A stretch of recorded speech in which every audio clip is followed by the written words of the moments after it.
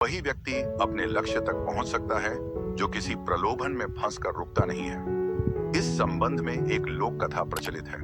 कथा के अनुसार पुराने समय में एक राजा की कोई संतान नहीं थी।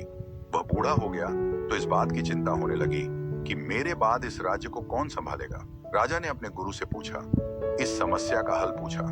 गुरु ने कहा कि राजन, तुम अपनी प्रजा में से किसी योग्य व्यक्ति को उत्तराधिकारी बना देना चाहिए। ये बात राजा को समझ आ गई। उसने अपने मंत्री से कहा कि प्रजा के बीच ये घोषणा करवा दें कि कल जो भी व्यक्ति सूर्यास्त से पहले मुझसे मिलने राजमहल तक आ जाएगा, उसे इस राज्य का उत्तराधिकारी घोषित किया जाएगा। ये बात सुनकर मंत्री ने कहा कि महाराज, ये तो बहुत ही आसान है। पूरी प्रजा ही राजा बनने के लिए यहाँ पहुंच जाएगी।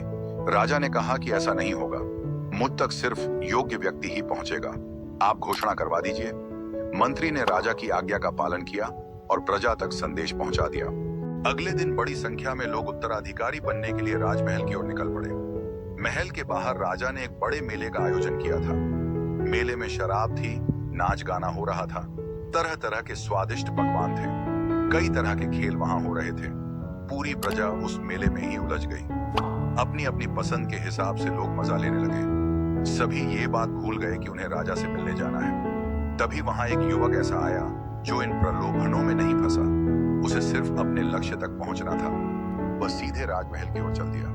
मुख्य द्वार पर 2 पहरेदार खड़े थे। उन्होंने युवक को रोका, लेकिन वह किसी तरह उनसे बचकर राजमहल में प्रवेश कर गया। अंदर पहुंचते ही उसे राजा, मंत्री और उनके मिल गए। राजा ने उस युवक को राज्य का उत्तराधिकारी नियुक्त कर दिया। कथा की सीख। इस प्रेरक कहानी की सीख यह है कि हम अपने लक्ष्य तक पहुंचने के लिए रास्ते में रुकना नहीं चाहिए। सफलता मिलने तक हमें आगे बढ़ते रहना चाहिए।